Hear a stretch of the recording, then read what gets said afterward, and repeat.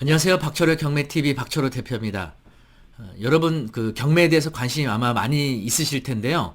경매 물건 이제 처음에 초보자분들이 검색하시다 보면은 유찰이 뭐 두 번, 세 번 이렇게 굉장히 많이 떨어져 가지고 반가까지 내려가는 물건들이 있습니다.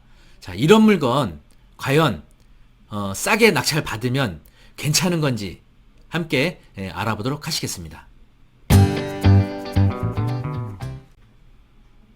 네, 그 경매 물건 중에요. 유찰이 이렇게 1회, 2회, 3회 여러 차례 유찰되는 물건들이 종종 있죠. 주로 이제 서울이나 경기권에서요.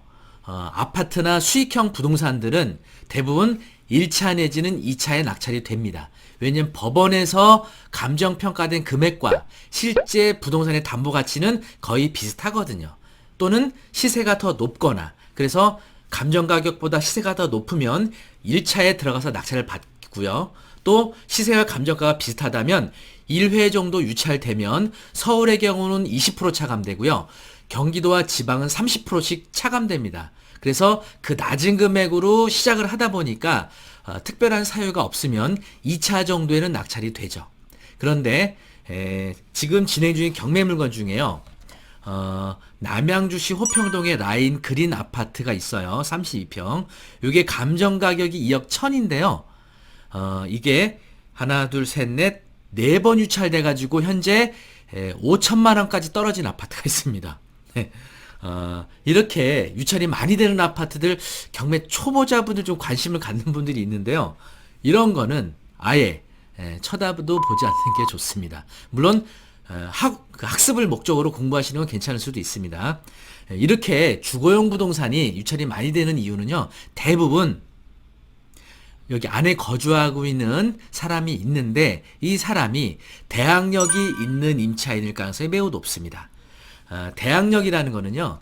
나중에 그 저희 네이버 카페에 오시면 대학력에 대해서 자세하게 공부하실 수 있을 텐데 간단하게 설명드리면 이 집에 권리가 설정돼 있어요. 등기부등본에 보시면 근저당이나 가압류 같은 권리가 설정돼 있는데 그 설정된 권리 일자보다 이 집에 전입신고된 사람의 전입일자가 더 빠른 거예요.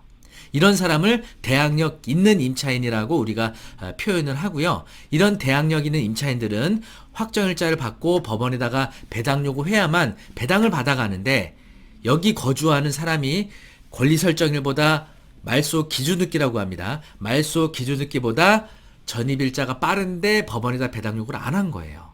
그러면 낙찰받은 사람이 이 임차인의 보증금을 낙찰받은 금액 외에 추가로 부담을 해줘야 되거든요. 물어줘야 된다는 얘기죠. 그러면 잘못하면 시세보다 더 높이 낙찰받는 꼴이 되는 거죠.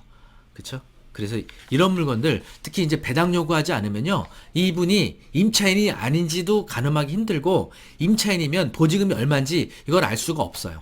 그죠? 그러니까 낙찰받기 어려운 거죠. 근데 잘 모르는 분들, 경매 처음 공부하시는 분들이 뭣도 모르고 낙찰 받았다가 결국은 잔금을 못 내고 입찰할 때 납부했던 입찰 보증금 몇 천만 원 되는 거를 못 돌려받는 이런 일이 발생하는 거죠. 이런 이제 사고가 가장 흔하게 많이 발생하는 일이죠. 그래서 주거용이나 상업용 부동산이 멀쩡한데, 그죠? 수익성도 괜찮은데 유찰이 이렇게 두 번, 세 번씩, 네 번씩 떨어지는 거는 여러분 쳐다도 보지 마시고 입찰을 하시면 안 됩니다. 물론 내부적인 정보가 있다면, 그렇죠? 뭐 여기 거주하고 있는 임차인의 정보를 알고 계시다, 보증금이 얼마다 정확하게 아신다면 그거 감안해서 낮게 낙찰 받으시면 되지만 뭐 웬만한 그 사람들이 일반인 분들이 이 임차인의 내부 정보를 알기 어렵죠. 그렇죠? 자, 첫 번째 소개해 드렸고요. 자, 다음 쳐다도 보지 말아야 되는 두 번째 물건입니다. 바로 충청북도 제천시 화산동에 가면요. 여기 4층으로 된 건물이 있습니다. 4층 건물. 4층 건물이 감정 가격이 44억에 잡혔는데 이게 유찰이 몇 차례가 되냐면요. 넷, 다, 일곱, 여덟, 아홉, 열, 열하나, 11번 유찰이 돼서 현재 최저가가 3억 8천입니다. 그러니까 44억짜리가 3억 8천까지 떨어진 거예요. 그렇죠? 제천에 왜 이렇게 많이 떨어졌냐면요. 이거는 일반 건축물이거든요. 일반 건축물은 토지와 건물이 별개의 부동산으로 취급되죠. 민법 99조에 보시면 부동산은 토지와 그 정착물이라고 규정하고 있죠. 우리나라는 부동산을 토지와 건물을 별개의 부동산으로 취급을 하고 있습니다. 그렇죠? 그래서 우리가 이런 일반 건축물은 구입하실 때 토지와 건물을 이렇게 세트로 같이 구입을 하시게 되는 거죠. 뭐 경매든 매매든. 그런데 제천에 나와 있는 이 4층 건물은 토지와 건물 중 건물만 매각이 되는 겁니다. 건물만. 그렇죠? 건물만 매각되는데 이걸 만약에 낙찰받으면 어떤 일이 생기냐? 토지 소유주가 이 건물 소유주에게 그죠? 철거 판결받고 철거할 수도 있고요. 지료 청구가 들어올 수도 있습니다. 철거로 가느냐 안 가느냐는 이 건축물이 법정 지상권이라는 권리가 성립이 되느냐 안 되느냐에 달려 있어요. 좀 어려운 용어죠. 법정 지상권에 대해서는 저희 네이버 카페에 오시면 공부하실 수 있는 기회를 만드실 수 있고요. 어쨌든 타인의 토지를 사용할 권한이 없다. 이거는 법정 지상권이라는 권리가 없다는 거예요. 그러면 토지주가 내가 40억짜리를 3억 8천에 낙찰받아서 굉장히 좋아했는데 토지주가 내 건물을 철거하는 겁니다. 그렇죠? 또는 내가 건물이 존재하는 한 이 토지 소유주에 계속 그렇죠? 지료를 납부를 해야 되고 이런 이제 상황이 오는 거죠. 그러다 보니까 유찰이 굉장히 많이 된 겁니다. 이런 것들은 당연히 대출도 안 되는 거죠. 자, 이런 물건들은 여러분, 물론 여러분들이 상당한 고수다. 내가 뭔가 토지주와 뭐 어떤 법리다툼을 해서 뭔가는 이득을 얻어낼 게 있다 하시는 분들은 하실 수도 있지만 일반적인 분들은 초보자분들 여러분 절대 이런 거 쳐다도 보지 마시기 바라겠습니다. 여러분. 자, 그러면 이게 토지 건물 다 매각이 되는 거냐? 건물만 매각이 되는 거냐? 요걸 어떻게 알 수 있느냐? 감정평가서 보시면 됩니다. 감정평가서에 보시면 감정 가격이 토지와 건물이 함께 감정이 됐다면 훨씬 더 높은 가격이 감정이 돼 있었겠죠. 근데 해당 이 제천에 대한 감정평가서 보시면요. 건물에 대해서만 감정이 됐고요. 그 가격이 44억인 겁니다. 토지는 감정에서 매각에서 제외가 돼 있고. 그렇죠? 그래서 이런 이제 매각 경매 물건은 쳐다도 보지 않는 것이 좋다라고 말씀을 드리겠습니다. 자, 다음 쳐다도 보지 말아야 되는 경매 물건 세 번째입니다.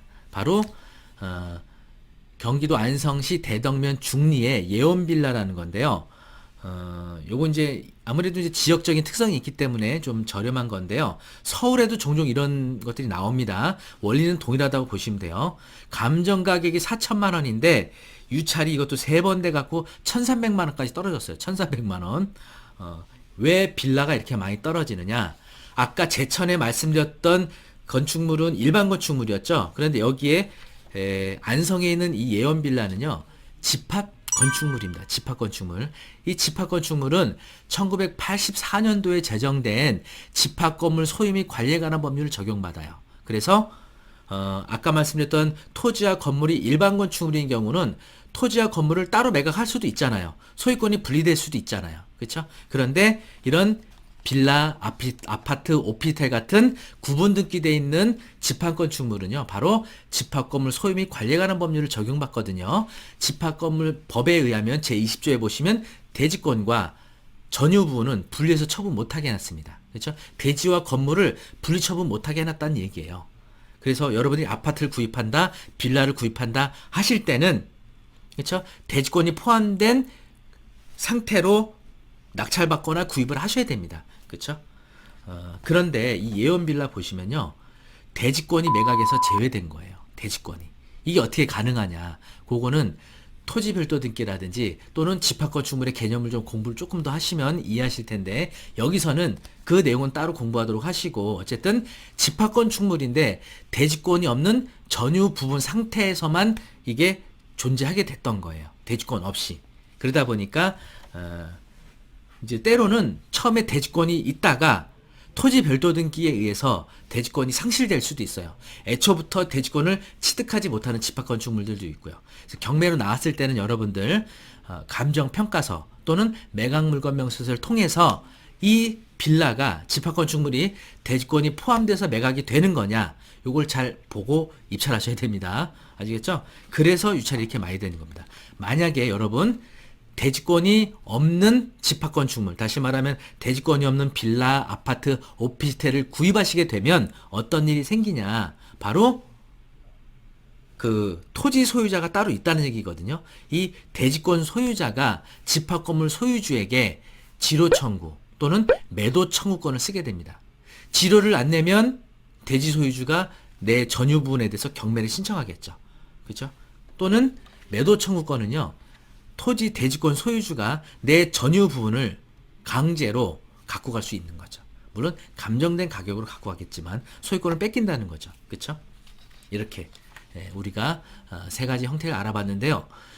물론 이제 경매 중에 좀 담보 가치를 하락시킬 수 있는 입찰할 때 매우 주의해야 되는 여러 가지 물건들이 있죠. 뭐 예를 들어서 유치권이 신고되어 있다든지 또는 뭐 토지인데 맹지나 그린벨트라든지 이런 것들 이제 뭐 이런 것들 입찰하실 때 가격을 상당히 이제 저렴하게 받아야 되는 부분들이 있는데요. 방금 소개해드린 이런 세 가지 유형은요, 낙찰받는 가격이 중요한 게 아니고 아무리 저렴하게 받더라도 소유권에 여러분 영향을 받는 겁니다.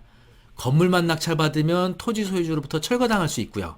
그리고 대지권 없는 집합건축물을 소유하게 되면 매도 청구권으로 소유권을 상실하게 될 수 있는 거죠. 또는 대항력인 임차인이 배당 요구 안 하게 되면 내가 시세보다 오히려 더 비싸게 사는 그런 상황이 발생하게 되는 거죠. 이런 세 가지 유형들은요, 경매 절차에서 유찰들이 많이 되더라도 막 여러분이 이걸 막 입찰하고 싶은 욕망이 꿈틀꿈틀 돼도요, 이런 것들은 피하시는 게 좋습니다.